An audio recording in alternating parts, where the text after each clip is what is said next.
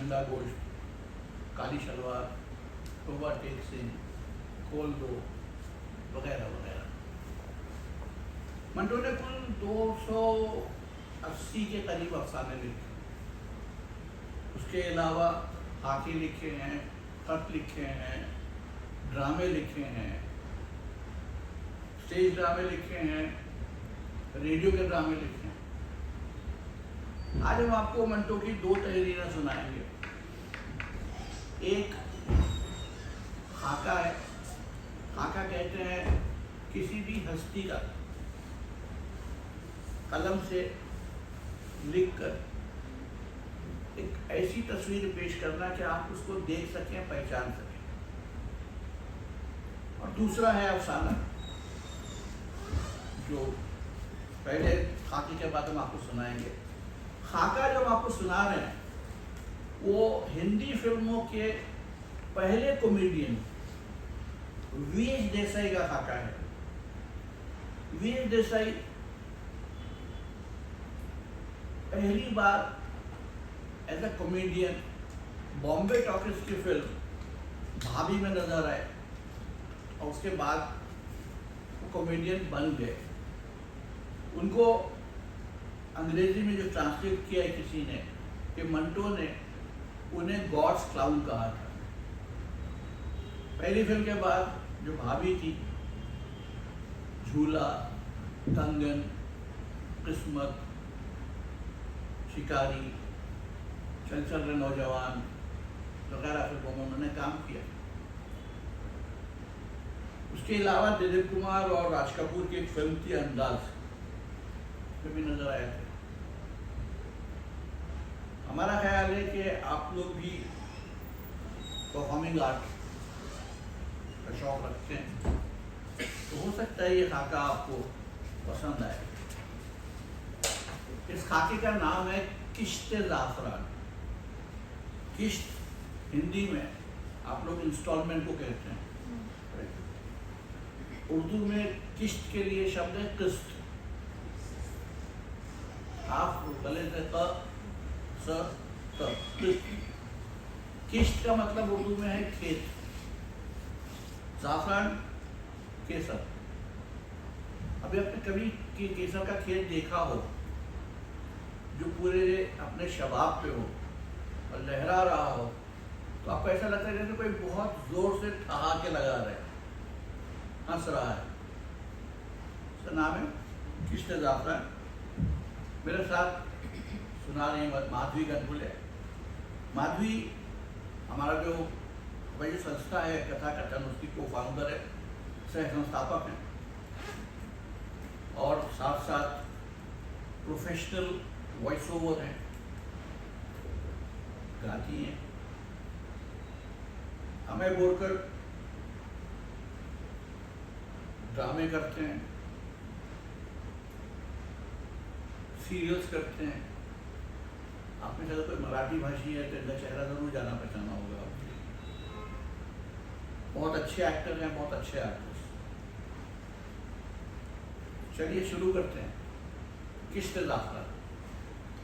Lights on, fan off, camera ready, shot projector started. Scene 34 take 10. Neela دیوی، آپ کچھ فکر نہ کیجیے، میں نے بھی پشاور کا پیشاب پیا ہے. کٹ کٹ کٹ. لائٹس آف ہوئی. وی ایچ دیسائی نے رائفل ایک طرف رکھتے ہوئے اطمینان سے اشوک سے پوچھا. Okay mister Ganguly. اشوک جو جل بھن کر راکھ ہونے کے قریب تھا، قہر آلود نگاہوں سے خلا میں دیکھا اور زہر کے چند بڑے بڑے گھونٹ جلدی جلدی پی کر چہرے پر نقلی خوشی کا اظہار کرتے ہوئے دیسائی سے کہا ونڈرفل. پھر اس نے مانی کے نظروں سے میری طرف دیکھا. کیوں منٹو؟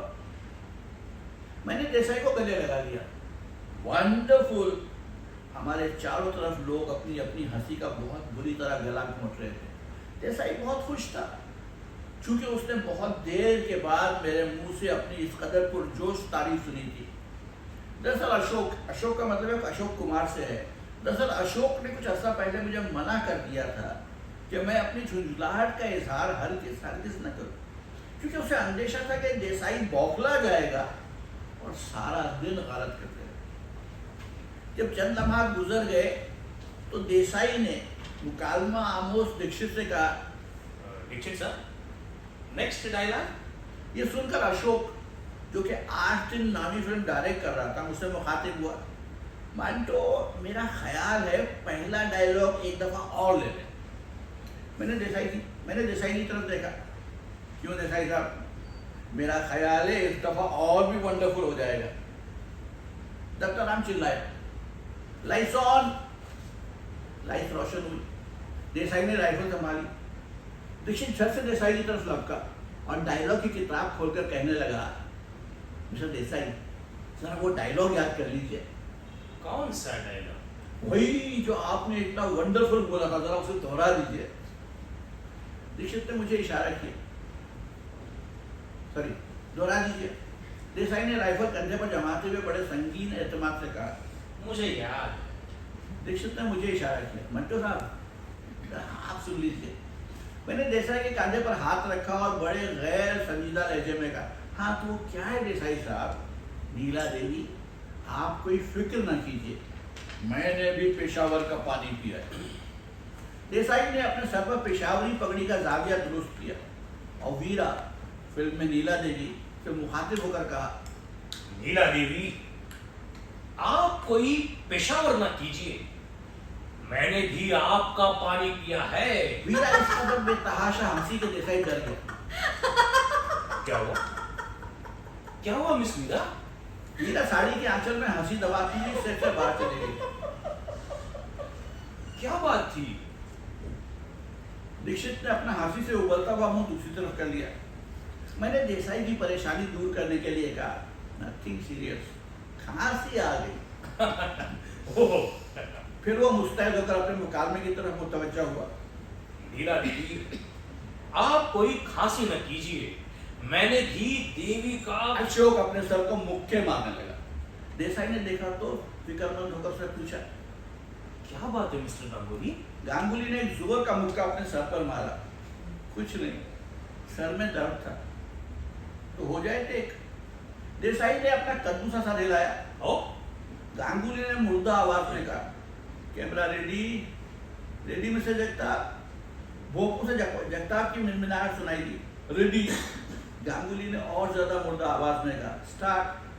کیمرہ سٹارٹ ہوا، چاپسٹک ہوئی، سین 34 ٹیک 11۔ دیسائی نے رائفل لہرائی اور ویرا سے کہنا شروع کیا، نیلا پانی آپ کوئی دیوی نہ کیجیے، میں نے بھی پشاور کا پیشاب۔ کٹ کٹ۔ دیسائی نے رائفل فرش پر رکھی اور گھبرا کر اشوک سے پوچھا، any mistake mister Ganguly? Ashok نے دیسائی کی طرف قاتلانہ نگاہوں سے دیکھا، مگر فوراً ان پر بھیڑوں کی سی نرمی اور معصومیت پیدا کرتے ہوئے کہا، کوئی نہیں، بہت اچھا تھا، بہت اچھا تھا، بہت ہی اچھا۔ پھر وہ مجھ سے مخاطب ہوا، آؤ منٹو ذرا باہر چلے۔ سیٹ سے باہر نکل کر اشوک قریب قریب رو دیا۔ منٹو بتاؤ اب کیا کیا جائے؟ صبح سے یہ وقت ہو گیا ہے، پشاور کا پانی اس کے منہ پر چڑھتا ہی نہیں۔ میرا خیال ہے لنچ کے لیے بریک کرتے۔ بڑا معقول خیال تھا، کیونکہ دیسائی سے یہ توقع بالکل فضول تھی کہ وہ صحیح ڈائلاگ بول سکے گا۔ ایک دفعہ اگر اس کی زبان پر کوئی چیز جم جائے تو بڑی مشکل سے ہٹتی تھی۔ اصل میں اس کی یادداشت بالکل زیرو تھی، اسے چھوٹے سے چھوٹا مکالمہ بھی یاد نہیں رہتا تھا۔ اگر سیٹ پر وہ پہلی بار کوئی ڈائلاگ صحیح بول جائے تو اسے محض اتفاق سمجھا جاتا تھا۔ مگر مزے کی بات یہ ہے کہ غلط بولنے کے باوجود دیسائی کو اس بات کا بالکل احساس نہیں ہوتا تھا کہ اس نے ڈائلاگ کو کس حد تک رلا دینے والی حد تک برباد کر دیا۔ مکالمے کی ٹانگ توڑ کر اور مکالمے کو یعنی ڈائلاگ کو مکمل طور پر اپائش کر کے وہ عام طور پر لوگوں کی طرف داد طلب نگاہوں سے دیکھتا تھا۔ اس کی ایک دو غلطیاں انٹرٹینمنٹ کا سامان ہوتی تھی، مگر جب وہ حد سے آگے بڑھ جاتا تو سب کے دل میں یہ خواہش پیدا ہوتی کہ اس کے سر کے ٹکڑے ٹکڑے کر دیے جائے۔ میں فلمستان میں 3 برس رہا۔ اس دوران دیسائی نے 4 فلموں میں حصہ لیا۔ مجھے یاد نہیں کہ اس نے ایک مرتبہ بھی پہلے ہی مرحلے میں اپنا ڈائیلاگ صحیح بولا ہو۔ اگر حساب لگایا جائے تو مرحوم نے اپنی زندگی میں لاکھوں فٹ فلم ضائع کیا۔ اشوک نے مجھے بتایا کہ دیسائی کی ری ٹیکس کا ریکارڈ 75 ہے، 75 یعنی 75، یعنی بامبے ٹاکیز میں اس نے ایک بار ایک ڈائیلاگ کو 74 مرتبہ غلط ادا کیا۔ یہ صرف جرمن ڈائریکٹر فرانس آسٹنی کا حوصلہ تھا کہ وہ بہت دیر تک ضبط کیا رہا۔ آخر اس کا پیمانہ لبریز ہو گیا۔ سر پیٹ کر اس نے دیسائی سے کہا، مسٹر دیسائی، مصیبت یہ ہے کہ لوگ تمہیں پسند کرتے ہیں، تمہیں پردے پر دیکھتے ہی ہنسنا شروع کر دیتے ہیں، ورنہ آج میں نے تمہیں ضرور اٹھا کر باہر پھینک دیا ہوتا۔ اور فرانس آسٹن کی صاف گوئی کا نتیجہ یہ ہوا کہ 74 یعنی 74 ریٹیک ہوئے، اور اسٹوڈیو کے ہر کارکن کو باری باری دیسائی کو دم دلاسا دینے کا فرض ادا کرنا پڑا، لیکن کوئی طریقہ کامیاب نہیں ہوا۔ وہ ایک بار اکھڑ جائے تو کوئی دوا یا دعا اثر نہیں کرتی تھی۔ ایسے وقتوں میں چنانچہ یہی مناسب خیال کیا جاتا تھا کہ نتیجہ خدا کے ہاتھ سونپ کر دھڑا دھڑ ضائع کیا جائے۔ جب اس کی اور دیسائی کی مرضی ایک ساتھ شامل ہو جائے گی تب کام بنے گا۔ اشوک نے لنچ کے لیے بریک کر دیا۔ جیسا کہ عام دستور تھا، کسی نے دیسائی سے ڈائیلاگ کے بارے میں گفتگو نہیں کی تاکہ جو کچھ ہو چکا ہے اس کی یاد تازہ نہ ہو۔ اشوک ادھر ادھر کی گپیں سناتا رہا۔ دیسائی بھی ایز یوزول اپنی طرف سے مزاحیہ باتیں کرتا رہا جن میں مذاق بالکل بھی نہیں تھا، لیکن سب ہنستے رہے۔ لنچ ختم ہوا، شوٹنگ پھر شروع ہوئی۔ اشوک نے اس سے پوچھا، کیوں دیسائی صاحب، آپ کو ڈائیلاگ یاد ہے؟ دیسائی نے بڑے کانفیڈنس کے ساتھ کہا، جی ہو۔ لائٹ آن ہوئی، سین 34 ٹیک 12 شروع ہوا۔ دیسائی نے رائفل لہرا کر ویرا سے کہا، نیلا دیوی، آپ ارے ایک دم رک گیا۔ I'm sorry. اشوک کا دل بیٹھ گیا، لیکن اس نے دیسائی کا دل رکھنے کے لیے کہا، کوئی بات نہیں، جلدی کیجیے۔ سین 34 ٹیک 13 شروع ہوا، مگر دیسائی نے پیشاور سے پیشاب کو الگ نہ کیا۔ جب چند اور کوششیں بھی کامیاب نہیں ہوئی تو میں نے الگ لے جا کر اشوک کو مشورہ دیا۔ دادا بولی، دیکھو یوں کرو، جب دیسائی یہ مکالمہ بولتا ہے تو کیمرے کی طرف پیٹ کر کے وہ ڈائیلاگ بولے، اس کا باقی حصہ یعنی پیشاور کا پیشاب پیا ہے کیمرے کے سامنے منہ کر کے نہ بولے۔ اشوک سمجھ گئے، کیونکہ اس مشکل سے نکلنے کی صرف یہی ترکیب تھی، کیونکہ ہم بڑی آسانی سے یہ مکالمہ بعد میں ڈب کر سکتے تھے۔ اگر وہ سارا ڈائیلاگ کیمرے کے سامنے منہ کر کے بولتا تو اس کے ہونٹوں کی جنبش یعنی لپ سنک مکالمے کے ساتھ چسپاں نہ ہو سکتی۔ اب دیسائی کو یہ ترکیب سمجھائی گئی تو اسے بہت ٹھیس پہنچی۔ اس نے ہم سب کو یقین دلانے کی ہر ممکن کوشش کی کہ وہ غلطی نہیں کرے گا، مگر پانی سر سے گزر چکا ہے، اور وہ بھی پیشاور کا۔ اس لیے اس کی منت سماجت بالکل نہ سنی گئی، بلکہ اسے کہہ دیا گیا جو اس کے دل میں آئے بول دے۔ دیسائی بہت بددل ہوا، لیکن اس نے مجھ سے کہا، کوئی بات نہیں منٹو، میں منہ دوسری طرف موڑ لوں گا، مگر آپ دیکھیے گا کہ میں ڈائیلاگ بالکل کریکٹ بولوں گا۔ 334 ٹیک 14 کی آواز آئی۔ دیسائی نے بڑے عزم کے ساتھ رائفل ہوا میں لہرائی اور گرا کر مخاطب ہو کر کہا، نیلا دیوی، آپ کوئی فکر نہ کیجیے، یہ کہہ کر وہ مڑا، میں نے بھی پیشاور کا پیشاب پیا ہے۔ سین کٹ ہوا۔ دیسائی نے فتح مندانہ انداز میں رائفل کندھے پر رکھی اور اشوک سے پوچھا، کیوں مسٹر گنگولی؟ اشوک اب بالکل سنگدل بن چکا تھا۔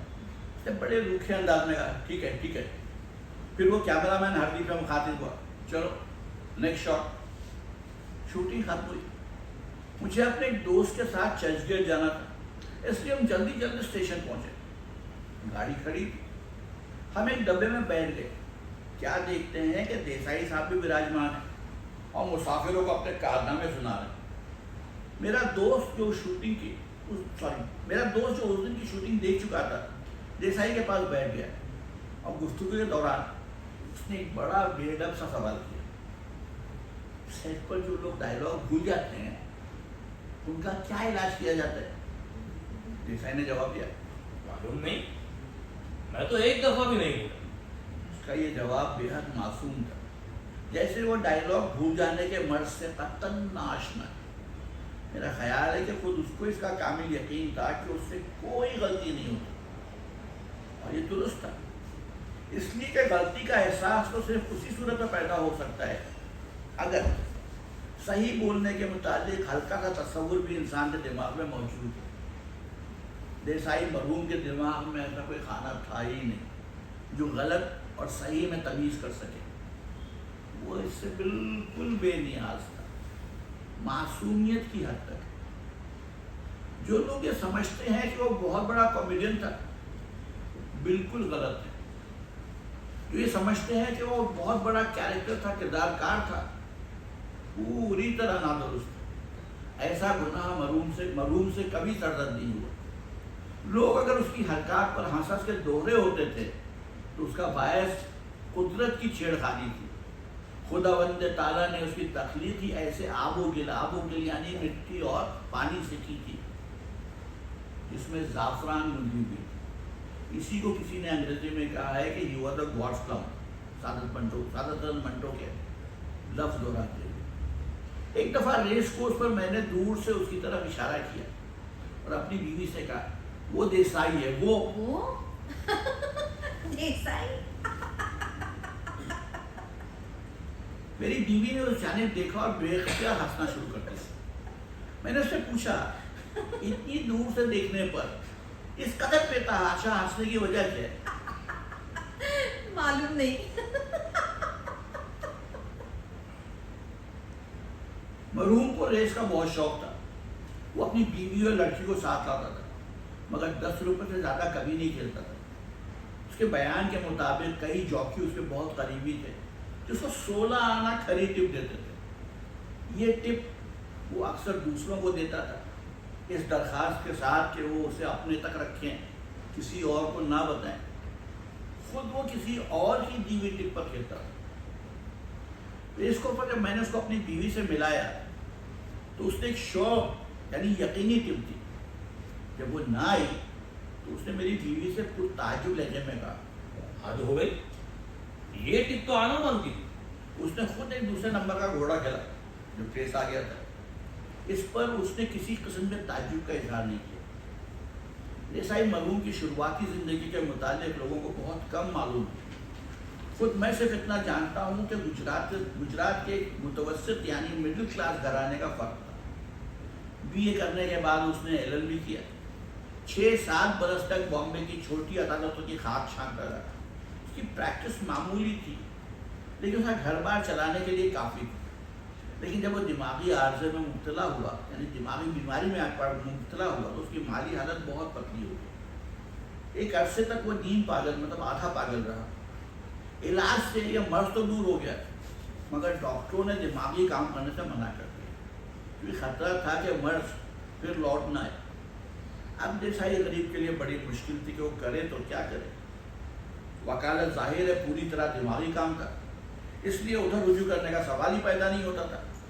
کچھ عرصے تک وہ ادھر ادھر ہاتھ پاؤں مارتا رہا۔ بزنس سے اسے کوئی دلچسپی نہیں تھی، حالانکہ اس کی رگوں میں ٹھیک گجراتی خون تھا۔ جب حالات بہت نازک ہو گئے تو وہ ساگر مووی ٹور کے چمن لال دیسائی سے ملا اور خواہش ظاہر کی کہ اسے اسٹوڈیو میں کام مل جائے۔ اصل میں اس کا مقصد یہ تھا کہ اسے ایکٹنگ کا موقع دیا جائے۔ چمن لال گجراتی اور دیسائی تھا، اس نے VH کو ملازم رکھ لیا۔ اس کے کہنے پر چند ڈائریکٹروں نے آزمائش کے طور پر مختلف فلموں میں تھوڑا تھوڑا کام کیا اور اس نتیجے پر پہنچے کہ اس کو پھر آزمانا بہت بڑی خطرہ ہے۔ چنانچہ وہ کچھ عرصے کے لیے بیکار ساگر مووی ٹور میں پڑا روٹیاں توڑتا رہا۔ اس دوران مسٹر ہمانشو رائے بامبے ٹاکیز قائم کر چکے تھے جس کی بہت سے فلم کامیاب بھی ہو چکے تھے۔ اس ادارے کے متعلق مشہور تھا کہ وہ تعلیم یافتہ لوگوں کی قدر کرتا ہے۔ یہ درست بھی تھا۔ چنانچہ دیسائی قسمت آزمانے کے لیے وہاں پہنچا۔ 3 چکر لگانے اور مختلف سفارشی خطوط حاصل کرنے کے بعد مسٹر ہمانشو رائے سے ملا۔ हिमांशु राय ने उसकी शक्ल व सूरत और उसकी तमाम कमजोरियों को पेश नज़र रखते हुए एक ख़ास किस्म का कैरेक्टर बनाया और हिंदुस्तानी स्क्रीन को एक ऐसा एक्टर बख्शा जो एक्टिंग बिल्कुल नहीं करता। पहले ही फिल्म में वीएच देसाई फिल्म हीरो की तवज्जो का मरकज बन गया। बॉम्बे टॉकीज के स्टाफ को शूटिंग के दौरान में जो मुश्किलात पेश आई वो बयान से बाहर है। सबकी कुव्वत बर्दाश्त जवाब दे दी जाती थी, मगर वो अपने तजुर्बे में डटे रहे, आखिर कामयाब रहे। इस फिल्म के बाद देसाई बॉम्बे टॉकीज की फिल्मों का लाजमी हिस्सा बन गया। उसके बगैर बॉम्बे टॉकीज का फिल्म गैर मुकम्मल और रूखा फीका समझा जाता था। देसाई अपनी कामयाबी पर खुश था, मगर उसको हैरत हरगिज नहीं थी।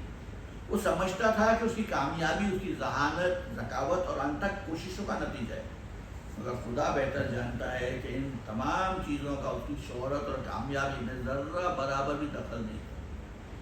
ये सिर्फ कुदरत की सितम तरीफी थी कि वो फिल्मों का इतना बड़ा कॉमेडियन बन गया था। मेरी मौजूदगी में उसने फिल्मिस्तान की 3 फिल्मों में हिस्सा लिया। इन 3 फिल्मों के नाम है चल चल रे नौजवान, शिकारी और 8 दिन। हर फिल्म की तैयारी के बीच हम उसकी तरफ से कई बार मायूस हो गए, मगर अशोक और मुखर्जी मुझे बता चुके थे कि उससे काम लेने के लिए पिता कतई तौर पर मार देना पड़ता है, इसलिए मुझे अपनी जल्द घबरा जाने वाली तबीयत को काबू में रखना पड़ा। वरना बहुत मुमकिन था कि मैं चल चल रहे नौजवान की शूटिंग के दौरान में ही दूसरे जहान को चल पड़ता।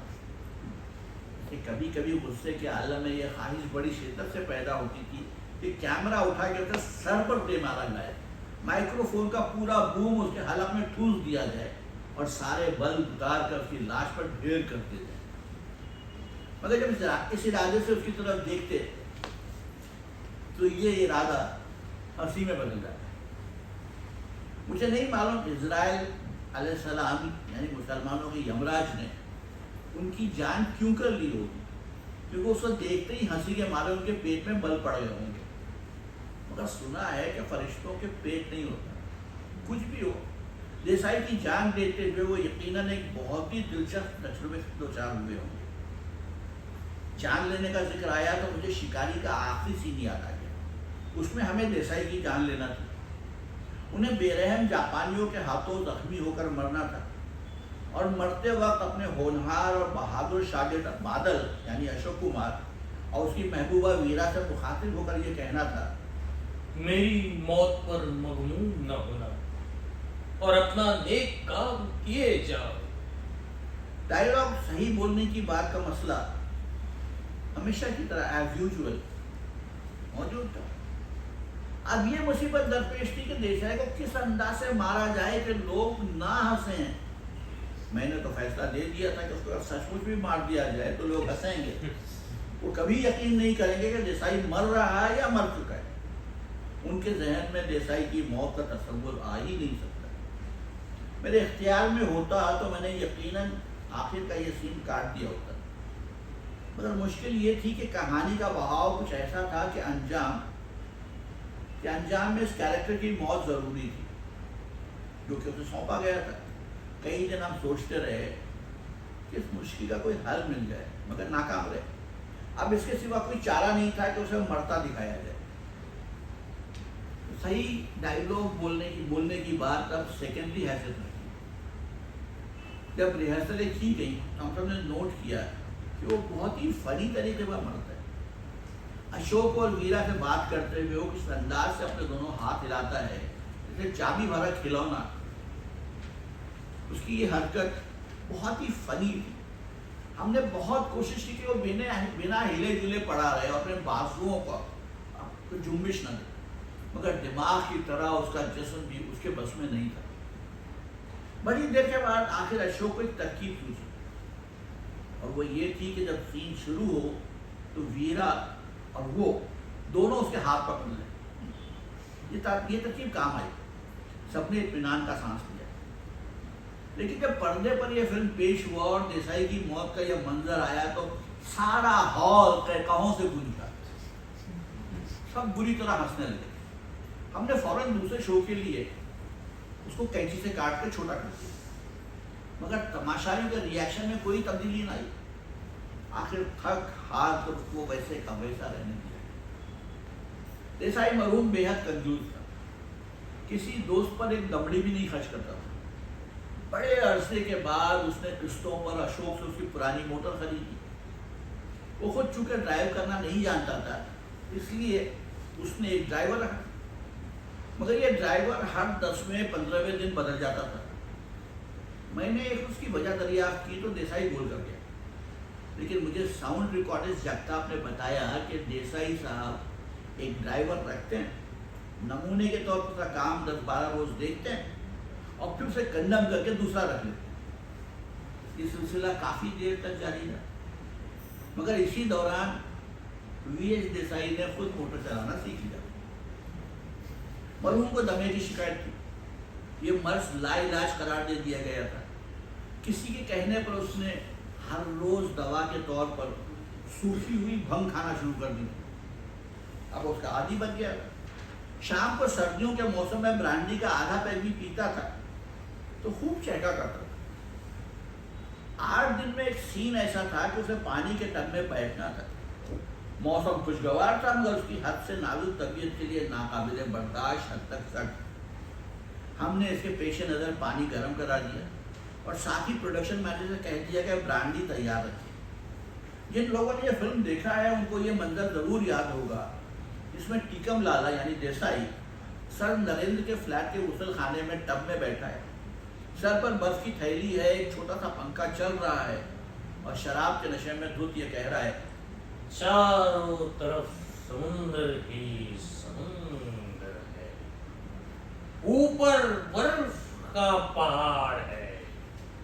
شوٹنگ ختم ہوئی تو جلدی جلدی دیسائی کے کپڑے تبدیل کرائے گئے، اس کے بدن کو اچھی طرح خشک کیا گیا، پھر اس کو ایک پیک برانڈی کا دیا گیا۔ یہ اس کے حلق سے نیچے اتری تو اس نے بہکنا شروع کر دیا۔ اتنی کم مقدار نے اسے پورا شرابی بنا دیا۔ کمرے میں صرف میں موجود تھا، چنانچہ وہ مجھے اپنے تمام کارناموں کی داستانیں سنانے لگا، کچہریوں میں کیسے مقدمے لڑتا تھا اور کس شاندار اور زوردار طریقے پر اپنے موکلوں کی وکالت کرتا تھا۔ غالباً 8 دن فلمانے ہی کا زمانہ تھا کہ حکومت پنجاب نے زیر دفعہ 292 میرے وارنٹ جاری کی۔ میرے افسانے بو پر فحاشی کا الزام تھا، میرے افسانے بو پر فحاشی کا الزام تھا۔ اس کا ذکر دیسائی سے ہوا تو اس نے اپنی قانونی واقفیت بگاڑنا شروع کر دی۔ دفتر مجھے ایک دلچسپ شرارت سوچی، وہ یہ کہ اپنے مقدمے کی پیروی کے لیے میں دیسائی کو چن لوں۔ عدالت میں یقیناً ایک ہنگامہ برپا ہوتا کہ وہ میری طرف سے پیش ہوتا۔ میں نے اس کا ذکر مفتی سے کیا، فوراً مان گئے، بات واقعی مزے کی تھی۔ گواہوں کی فہرست بنائی تو میں نے انڈین چارلی نور محمد کو بھی اس میں شامل کر دیا۔ چارلی اور دیسائی سارے لاہور کو عدالت کے کمرے میں کھینچنے کے لیے کافی تھے۔ اس کا تصور کرتا تو میرے سارے وجود میں ہنسی کا چشمہ پھوٹنے لگتا ہے، مگر افسوس کہ شوٹنگ کی مشکلات کے باعث میرا یہ دلچسپ خواب پورا نہ ہوا۔ دیسائی نے متعلقہ دفعہ کے متعلق تمام معلومات حاصل کر لی تھی جو میرے نزدیک قطعی ضروری نہیں تھی، اس لیے کہ میں تو صرف یہ چاہتا تھا کہ نور محمد چارلی نے بھی، میں تو صرف تفریح چاہتا تھا، نور محمد چارلی نے بھی اپنی گواہی کا خاکہ تیار کر دیا تھا، مگر وہ ادھر رنجیت میں کچھ اس طرح اپنی فلموں کی شوٹنگ میں مصروف تھا کہ ایک دن کے لیے میں بامبے چھوڑ نہیں سکتا تھا۔ دیسائی کو افسوس تھا کہ اسے اپنی قانونی قابلیت دکھانے کا موقع نہ ملا۔ کمبخت کی نگاہوں سے بالکل اوجھل تھا کہ مجھے اس کی قابلیت سے کوئی دلچسپی نہیں تھی۔ میں تو یہ چاہتا تھا کہ جب عدالت میں پیش ہو تو بار بار بوکھلائے اور جو کہنا چاہتا ہے بار بار بھولے، پیشاور کے پانی کو پیشاب بنائے اور اتنے ری ٹیک کرائے کہ سب کی طبیعت صاف ہو جائے۔ دیسائی مر چکا ہے، زندگی میں صرف ایک بار اس نے ری ٹیک نہیں ہونے دیا۔ ریہرسل کیے بغیر اس نے اسرائیل علیہ السلام کے حکم کی تعمیل کی اور لوگوں کو مزید ہنسائے بغیر موت کی گود میں چلا گیا۔ یہ سمجھ میں آیا آپ کو؟ سب کی سمجھ میں آیا؟ یہ پہلی بار ہوا ہے کہ میں نے یہ خاکہ پڑھا ہے اور مجھے ٹھاکوں کی آواز نہیں آئی۔ وہ پہلے جب کہتا ہے نا کہ میں نے بھی پیشاور کا پیشاب پیا ہے، وہیں سے ٹھہراتے شروع ہو جاتی ہیں۔ تو یا تو میری زبان بہت مشکل ہے، کیونکہ منٹو کی زبان ہے، حالانکہ میں نے بہت آسان کیا ہے پڑھتے ہوئے، اردو کے لفظ بدلے ہیں۔ اگر آپ چاہتے ہیں تو میں دوسری کہانی پڑھتا ہوں، اگر آپ کو لگتا ہے کہ میں اس قابل نہیں ہوں تو اب دیکھتا ہوں یہ کہانی کتنی سمجھ میں آتی ہے۔ اس کا عنوان ہے کتے کی دعا۔ عجیب نام ہے، آپ یقین نہیں کریں گے مگر یہ واقعہ جو میں آپ کو سنانے والا ہوں بالکل صحیح ہے۔ یہ کہہ کر شیخ صاحب نے بیڑی سلگائی، 2-3 زور کے کش لے کر اسے پھینک دیا اور اپنی داستان سنانا شروع کیا۔ شیخ صاحب کے مزاج سے ہم واقف تھے، اسی لیے ہم خاموشی سے سنتے رہے، ان کو کہیں بھی نہ ٹوکا۔ آپ نے واقعہ یوں بیان کرنا شروع کیا: گولڈی میرے پاس 15 برس تھا، جیسا کہ نام سے ظاہر ہے اس کا رنگ سنہری مائل گھوسلا تھا، بہت ہی حسین کتا تھا۔ جب میں صبح اس کے ساتھ باغ کی سیر کو نکلتا تو لوگ اس کو دیکھنے کے لیے کھڑے ہو جاتے۔ لارنس گارڈن کے باہر میں اسے کھڑا کر دیتا، گولڈی یہاں کھڑے رہنا، میں ابھی آتا ہوں۔ یہ کہہ کر میں باغ کے اندر چلا جاتا، گھوم پھر کر آدھے گھنٹے بعد واپس آتا تو گولڈی وہیں اپنے لمبے لمبے کان لٹکائے کھڑا ہوتا۔ اسپیشل ذات کے کتے عام طور پر بڑے احتیاط گزار اور فرما بردار ہوتے ہیں، مگر میرے گولڈی میں یہ صفات بہت نمایاں تھی۔ جب تک اس کو اپنے ہاتھ سے کھانا نہیں کھاتا تھا، دوست یاروں نے میرا مان توڑنے کے لیے لاکھوں یتن کیے، مگر گولڈی نے ان کے ہاتھ سے ایک دانہ تک نہیں کھایا۔ ایک روز اتفاقی بات ہے، میں لارنس کے باہر اسے چھوڑ کر اندر گیا تو ایک دوست مل گیا۔ گھومتے گھامتے کافی دیر ہوئی، اس کے بعد وہ مجھے اپنی کوٹھی پر لے گئے۔ مجھے شطرنج کھیلنے کا بہت شوق، بازی شروع ہوئی تو میں دنیا کو بھول گیا۔ کئی گھنٹے بیت گئے، اچانک مجھے گولڈی کا خیال آیا، بازی چھوڑ لارنس کے گیٹ کی طرف بھاگا۔ گولڈی وہیں اپنے لمبے لمبے کان لٹکائے کھڑا، مجھے اس نے عجیب نظروں سے دیکھا، جیسے کہہ رہا ہے دوست تم نے آج اچھا سلوک کیا مجھ سے۔ میں بہت نادم ہوا، چنانچہ آپ یقین جانیں میں نے شطرنج کھیلنا چھوڑ دی۔ معاف کیجیے گا، میں اصل واقعے کی طرف ابھی تک نہیں آیا۔ دراصل گولڈی کی بات شروع ہوئی تو میں چاہتا ہوں کہ اس کے متعلق مجھے جتنی باتیں یاد ہیں آپ کو سناؤں۔ مجھے اسے بہت محبت تھی۔ میرے مجرد یعنی بیچلر رہنے کا ایک کارن یہ بھی تھا، اس کی محبت۔ جب میں نے شادی نہ کرنے کا تہیہ کیا تو اس کو خصی کرا دیا۔ آپ شاید کہیں گے کہ میں نے ظلم کیا، لیکن میں سمجھتا ہوں محبت میں ہر چیز روا ہے۔ میں اس کی ذات کے ساتھ اور کسی کو وابستہ یعنی جڑا ہوا دیکھنا نہیں چاہتا تھا۔ کئی بار میں نے سوچا اگر میں مر گیا تو یہ کسی اور کے پاس چلا جائے گا، کچھ دیر میری موت کا اثر اس پر رہے گا، اس کے بعد مجھے بھول کر اپنے نئے آقا سے محبت کرنا شروع کر دے گا۔ جب میں یہ سوچتا ہوں تو مجھے بہت دکھ ہوتا ہے، لیکن میں نے یہ تہیہ کر لیا تھا کہ اگر مجھے اپنی موت کی آمد کا پورا یقین ہو گیا تو میں گولڈی کو مروا دوں گا، آنکھیں بند کر کے اسے گولی کا نشانہ بنا دوں۔ گولڈی کبھی ایک لمحے کے لیے مجھ سے جدا نہیں ہوا، رات کو ہمیشہ میرے ساتھ سوتا۔ میری تنہا زندگی میں وہ ایک روشنی تھی، میری بے حد پھیکی زندگی میں اس کا وجود ایک شیرینی تھا۔ اسے میری غیر معمولی محبت دیکھ کر کئی دوست مذاق اڑاتے تھے۔ شیخ صاحب، گولڈی کتیا ہوتی تو آپ نے ضرور اس سے شادی کر لی ہوتی۔ ایسے کئی اور بھی فکرے کسے جاتے تھے، لیکن میں مسکرا دیتا۔ گولڈی بڑا ذہین تھا، اس کے متعلق جب کوئی بات ہوتی تو فوراً اسے کان کھڑے ہو جاتے۔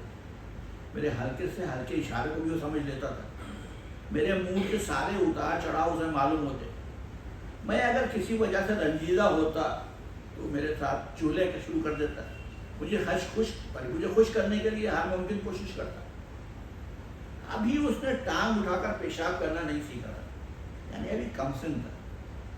اس نے ایک برتن کو جو کہ خالی تھا تھوکنی بڑا کر پھونگا، میں نے اسے جھڑکا تو دم دبا کر وہیں بیٹھ گیا۔ پہلے اس کے چہرے پر حیرت سی پیدا ہوئی، پھر اس نے کہا، گولڈی تم نے مجھے چھوڑ دیا؟ میں نے کہا، نہیں، میں نے تمہیں چھوڑا۔ اس نے کہا، تم نے مجھے چھوڑا؟ میں نے کہا، نہیں، میں نے تمہیں چھوڑا۔ یہ مجھ سے کیا ہو گیا؟ دیر تک گردن جھکائے بیٹھا رہا، جیسے شہر کے سمندر میں غرق ہے۔ میں اٹھا، اٹھ کر اس کو اپنی گود میں لیا، پیار کیا، پچکارا۔ بڑی دیر کے بعد جا کر اس کے دم ہلی۔ مجھے بہت ترس آیا، میں نے خامخواہ اسے ڈانٹا، کیونکہ اس رات غریب نے کھانے کو منہ تک نہ لگایا۔ وہ بڑا حساس یعنی سینسٹیو کتا تھا۔ میں بہت بے پرواہ آدمی ہوں، میری غفلت سے اس کو ایک بار نیمونیا ہو گیا، میرے ہوش اڑ گئے، ڈاکٹر کے پاس دوڑا، علاج شروع ہوا، مگر اثر ندارت۔ متواتر 7 راتیں جاگتا رہا، اس کو بہت تکلیف تھی، سانس بڑی مشکل سے آتا تھا، جب سینے میں درد اٹھتا وہ میری طرف دیکھتا جیسے کہہ رہا ہے کہ فکر کی کوئی بات نہیں، میں ٹھیک ہو جاؤں گا۔ کئی بار میں نے محسوس کیا کہ صرف میرے آرام کی خاطر اس نے یہ ظاہر کرنے کی کوشش کی ہے کہ اس کی تکلیف کچھ کم ہے۔ وہ آنکھیں نیچ لیتا تاکہ میں تھوڑی دیر کے لیے آنکھ لگا لوں۔ 8ویں روز خدا خدا کر کے اس کا بخار ہلکا ہوا اور آہستہ آہستہ اتر گیا۔ میں نے پیار سے اس کے سر پر ہاتھ پھیرا تو مجھے تھکی تھکی سی مسکراہٹ اس کی آنکھوں میں تیرتی نظر آئی۔ نیمونیا کے ظالم حملے کے بعد دیر تک اس کو کمزوری رہی، لیکن طاقتور دواؤں نے اسے ٹھیک ٹھاک کر دیا۔ ایک لمبی غیر حاضری کے بعد لوگوں نے مجھے اس کے ساتھ دیکھا تو طرح طرح کے سوال کرنے شروع کیے۔ عاشق و معشوق کہاں غائب تھے اتنے دنوں؟ آپس میں کہیں لڑائی تو نہیں ہو گئی تھی؟ کسی اور سے تو نظر نہیں لڑ گئی تھی گولڈی کی؟ میں خاموش رہا۔ گولڈی یہ باتیں سنتا تو ایک نظر میری طرف دیکھ کر خاموش ہو جاتا کہ بھونکنے دو کتوں کو۔ اس کی دنیا صرف میری ذات تھی، اس سے باہر وہ کبھی نہیں نکلتا تھا۔ گولڈی میرے پاس نہیں تھا جب ایک دوست نے مجھے اخبار پڑھ کر سنایا۔ اس میں ایک واقعہ لکھا تھا، اب سنیے بڑا دلچسپ ہے۔ امریکہ یا انگلستان مجھے یاد نہیں کہاں، ایک شخص کے پاس کتا تھا، معلوم نہیں کس ذات کا۔ اس شخص کا آپریشن ہونا تھا، اس کو اسپتال لے گئے تو کتا بھی ساتھ ہو لیا۔ اسٹریچر پر ڈال کر اس کو آپریشن روم میں لے جانا لگے تو کتے نے اندر جانا چاہا۔ مالک نے اس کو روکا اور کہا باہر کھڑے رہو، میں ابھی آتا ہوں۔ کتا حکم سن کر باہر کھڑا ہو گیا۔ اندر مالک کا آپریشن ہوا جو ناکام ثابت ہوا۔ اس کی لاش دوسرے دروازے سے باہر نکال دی گئی۔ کتا 12 برس تک وہیں کھڑا اپنے مالک کا انتظار کرتا، پیشاب پاخانے کے لیے کچھ دیر وہاں سے ہٹتا، پھر وہیں کھڑا ہو جاتا۔ آخر ایک روز موٹر کی لپیٹ میں آ گیا اور بری طرح زخمی ہوا، مگر اس حالت میں بھی وہ خود کو گھسیٹتا ہوا وہاں پہنچا جہاں اس کے مالک نے اسے انتظار کرنے کے لیے کہا۔ آخری سانس اس نے اسی جگہ لیا۔ یہ بھی لکھا تھا کہ اسپتال والوں نے اس کی لاش میں گھس بھر کے اس کو وہیں رکھ دیا ہے، جیسے وہ اب بھی آقا کے انتظار میں کھڑا ہے۔ میں نے یہ داستان سنی تو مجھ پر کوئی خاص اثر نہیں ہوا۔ اول تو مجھے اس بات کے صحیح ہونے کا یقین نہیں آیا، لیکن جب گولڈی میرے پاس آیا اور مجھے اس کی صفات کا علم ہوا تو بہت برسوں کے بعد میں نے یہ داستان کئی دوستوں کو سنائی۔ سناتے وقت مجھ پر ایک رقت طاری ہو جاتی تھی اور میں سوچنے لگتا تھا میرے گولڈی سے بھی کوئی ایسا کارنامہ وابستہ ہونا چاہیے۔ گولڈی معمولی ہستی نہیں ہے، گولڈی بہت متین اور سنجیدہ تھا۔ بچپن میں اس نے تھوڑی شرارتیں کی، مگر جب اس نے دیکھا مجھے پسند نہیں تو ان کو ترک کر دیا۔ آہستہ آہستہ سنجیدگی اختیار کر لی جو مرتے دم تک بنی رہی۔ میں نے مرتے دم تک کہا ہے تو میری آنکھوں میں آنسو آ گئے۔ شیخ صاحب رک گئے، ان کی آنکھیں نم آلودہ ہو گئی۔ ہم خاموش رہے۔ تھوڑے عرصے کے بعد انہوں نے رومال نکال کر اپنے آنسو پوچھے اور کہنا پھر سے شروع۔ یہ میری زیادتی ہے کہ میں زندہ ہوں، لیکن شاید اس لیے زندہ ہوں کہ انسان ہوں۔ مر جاتا تو شاید گولڈی کی توہین ہوتی، جب وہ مرا تو رو رو کر میرا برا حال تھا، لیکن وہ مرا نہیں تھا، میں نے اس کو مروا دیا تھا۔ اس لیے نہیں کہ مجھے اپنی موت کی آمد کا یقین ہو گیا تھا، وہ پاگل ہو گیا تھا۔ ایسا پاگل نہیں جیسا کہ عام پاگل کتے ہوتے ہیں. اس کے مرض کا کچھ پتہ ہی نہیں چلتا تھا. اس کو سخت تکلیف تھی. جاں کنی کا تھا عالم، اس پر طاری تھا. ڈاکٹروں نے کہا اس کا واحد علاج یہی ہے کہ اس کو مروا دو. میں نے پہلے سوچا نہیں، لیکن وہ جس اذیت یعنی ٹارچر میں گرفتار تھا مجھ سے دیکھی نہیں جاتی. میں مان گیا. وہ اسے کمرے میں لے گئے جہاں برقی جھٹکا یعنی بجلی کا جھٹکا پہنچا کر ہلاک کرنے والی مشین تھی. میں نے بھی اپنے نحیف یعنی کمزور دماغ میں اچھی طرح کچھ سوچ بھی نہ سکا تھا. تو اس کی لاش لے آئے، میرے گولڈی کی لاش. جب میں نے اسے بازوؤں میں اٹھایا تو میرے آنسو ٹپ ٹپ اس کے سنہری بالوں پر گرنے لگے جو پہلے کبھی گرد آلود نہیں ہوئے تھے. ٹانگے میں اسے گھر لایا، دیر تک اس کو دیکھا کیا. 15 سال کی رفاقت یعنی دوستی کی لاش میرے بستر پر پڑی. قربانی کا مجسمہ ٹوٹ گیا.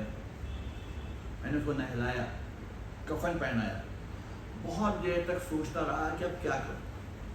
زمین میں دفن کروں یا جلا دوں. زمین میں دفن کرتا ہوں تو اس کی موت کا ایک نشان رہ جاتا ہے. یہ مجھے پسند نہیں تھا. معلوم نہیں کیوں. یہ بھی معلوم نہیں کہ میں نے کیوں اس کو دریا میں غرق کرنا چاہا. میں نے اس کے متعلق اب بھی کئی بار سوچا ہے مگر مجھے کوئی جواب نہیں ملا. خیر میں نے ایک نئی بوری میں اس کی کفنائی ہوئی لاش ڈالی، دھو دھا کر بٹے اس میں ڈالے اور دریا کی طرف روانہ ہو گیا. جب بیڑی دریا کے درمیان میں پہنچی اور میں نے بوری کی طرف دیکھا تو گولڈی سے 15 برس کی رفاقت و محبت ایک بہت ہی تیز تقریباً میرے حلق میں اٹک گئی. میں نے اب زیادہ دیر کرنا مناسب نہ سمجھا. کانپتے ہوئے ہاتھوں سے بوری اٹھائی اور دریا میں پھینک دی. بہتے ہوئے پانی کی چادر پر کچھ بلبلے اٹھے اور ہوا میں حل ہو گئے. بیڑی واپس ساحل پر آئی. میں اتر کر دیر تک اس طرف دیکھتا رہا جہاں میں نے گولڈی کو غرق آب کیا. شام کا دھندلکا چھایا ہوا تھا. پانی بڑی خاموشی سے بہہ رہا تھا جیسے وہ گولڈی کو اپنی گود میں سلا رہا ہے. یہ کہہ کر شیخ صاحب خاموش ہو گئے. چند لمحات کے بعد ہم میں سے ایک نے ان سے پوچھا، لیکن شیخ صاحب آپ تو خاص واقعہ سنانے والے تھے نا؟ شیخ صاحب چوکے. معاف کیجیے گا، میں اپنی رو میں نہ جانے کہاں سے کہاں پہنچ گیا. واقعہ یہ تھا، میں ابھی عرض کرتا ہوں. 15 برس ہو گئے تھے ہماری رفاقت کو. اس دوران میں کبھی بیمار نہیں ہوا تھا. میری صحت ماشاءاللہ بہت اچھی تھی. لیکن جس دن میں نے گولڈی کی 15ویں سالگرہ منائی اس کے دوسرے دن میں نے آدھا شکنی مطلب سارے بدن میں درد محسوس کیا. شام کو یہ آدھا شکنی تیز بخار میں تبدیل ہو گئی. رات سخت بے چین رہا. گولڈی جاگتا رہا. ایک آنکھ بند کر کے دوسری آنکھ سے مجھے دیکھتا رہا. پلنگ پر سے اتر کر نیچے جاتا، پھر آ کر بیٹھ جاتا. زیادہ عمر ہو جانے کے باعث اس کی بینائی مطلب دیکھنے کی طاقت، سماعت یعنی سننے کی طاقت کمزور ہو گئی. لیکن ذرا سی آہٹ ہوتی تو وہ چونک پڑتا اور اپنی دھندلی آنکھوں سے میری طرف دیکھتا اور جیسے یہ پوچھتا، یہ کیا ہو گیا ہے تمہیں؟ اس کو حیرت تھی کہ میں اتنی دیر تک پلنگ پر کیوں پڑا ہوں. لیکن جلدی ہی ساری بات کو سمجھ گیا.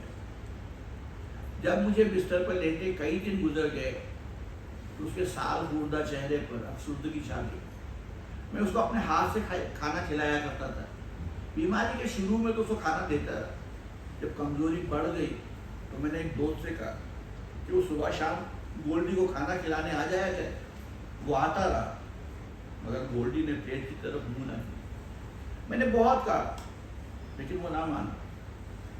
ایک مجھے اپنے مرض کی تکلیف تھی جو دور ہونے میں نہیں آتا تھا. دوسرے مجھے گولڈی کی فکر تھی جس نے کھانا پینا بالکل بند کر دیا. اب اس نے پلنگ پر بیٹھنا لیٹنا بھی چھوڑ دیا. سامنے دیوار کے پاس سارا دن اور ساری رات خاموش بیٹھا اپنی دھندلی آنکھوں سے مجھے دیکھتا رہا. اس سے مجھے اور بھی دکھ ہوا. وہ کبھی ننگی زمین پر نہ بیٹھا تھا. میں نے اس سے بہت کہا لیکن وہ نہ مانا. وہ بہت زیادہ خاموش ہو گیا.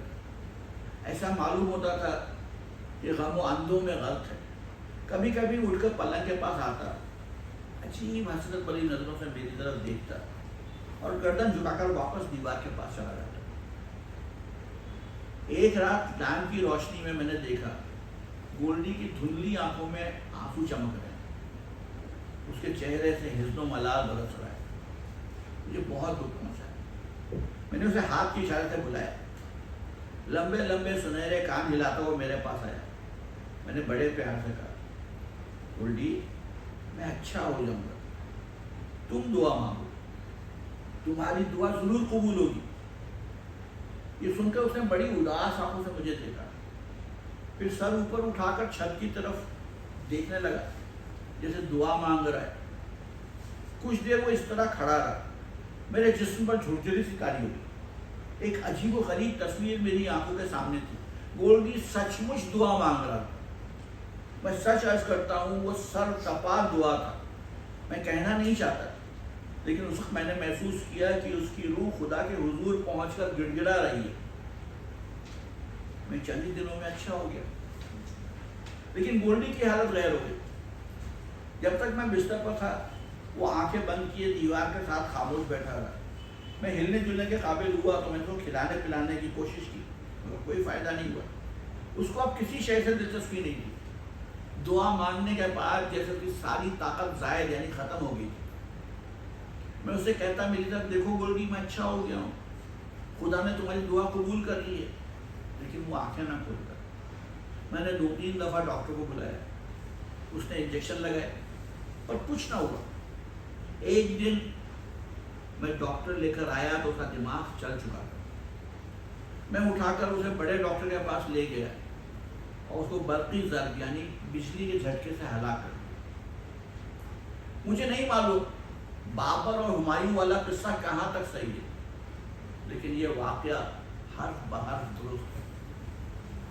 آپ کو ہمایوں اور بابر کا قصہ معلوم ہے؟ ہمایوں بابر کا بیٹا تھا۔ ہمایوں ایک بار بہت بری طرح بیمار پڑا۔ بابر نے اسے پلنگ کے چاروں طرف چکر لگا کر خدا سے دعا کی کہ اسے اچھا کر دے، میری جان دے دے۔ ہمایوں اچھا ہو گیا، بابر مر گیا۔ وہ کہہ رہا ہے کہ مجھے نہیں معلوم کہ ہمایوں بابر والا قصہ کہاں تک درست ہے، لیکن کتے کی دعا والا قصہ حرف بحرف صحیح ہے۔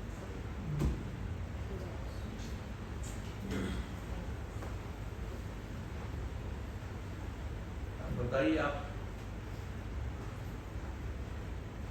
یا تو ہمارے پڑھنے کا انداز غلط ہے کہ آپ کی سمجھ میں نہیں آتی چیزیں،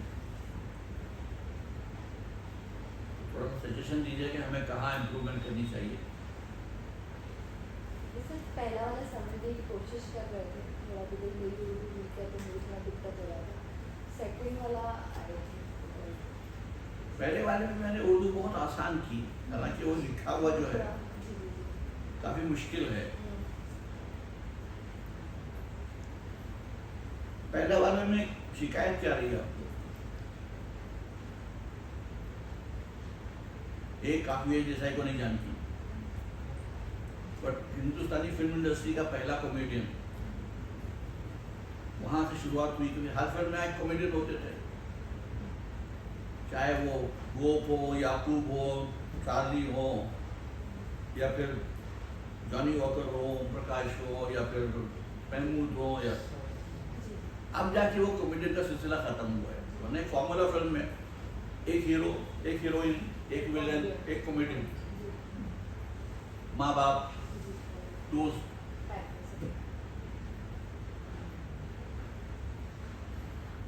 وہ رنشنکر پرسائی کی جو کہانی ہے، اس پہ ایک ڈرامہ بنا ہے آج کل، گولڈن جوبلی۔ گولڈن جوبلی دیکھنا کوئی،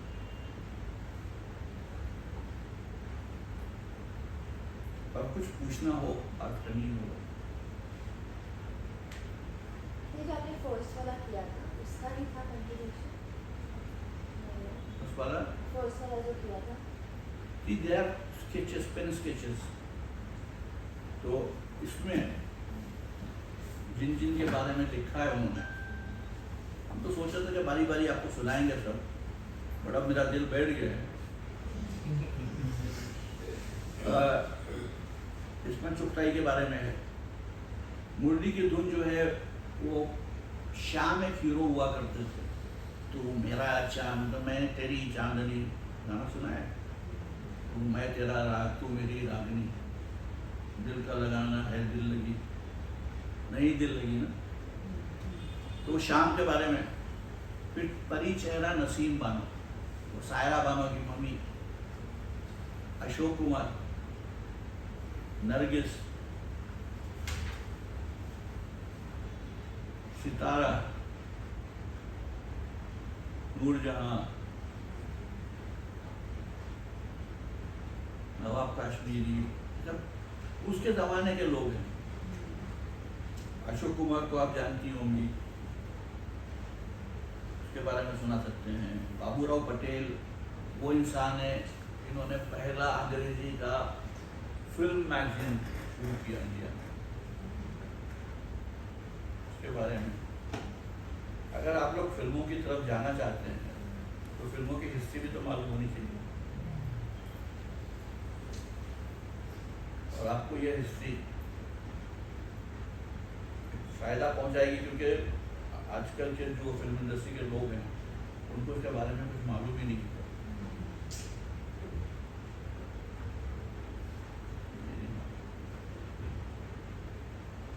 अगली बार आऊँ नहीं हूँ बता दें।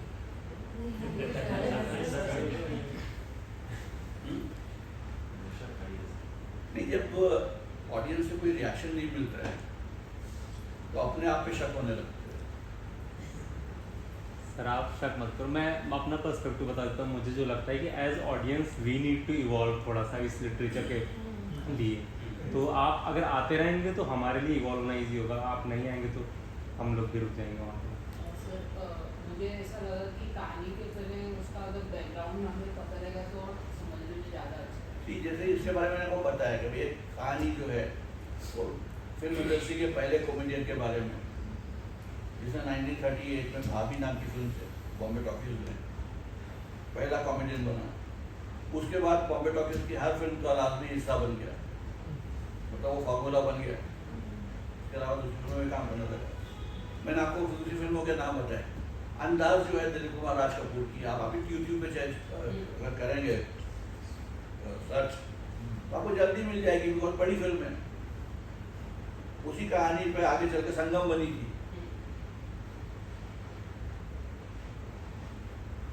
बैकग्राउंड तो मैंने दे दिया था पढ़ने से पहले। तब शायद सब लोग बच्चे थे नहीं, लेकिन लेटर सॉरी, जब शुरू किया था 2 ही लोग थे कमरे में, rest of them came later, so your introduction was there around 30 फिर से करूं?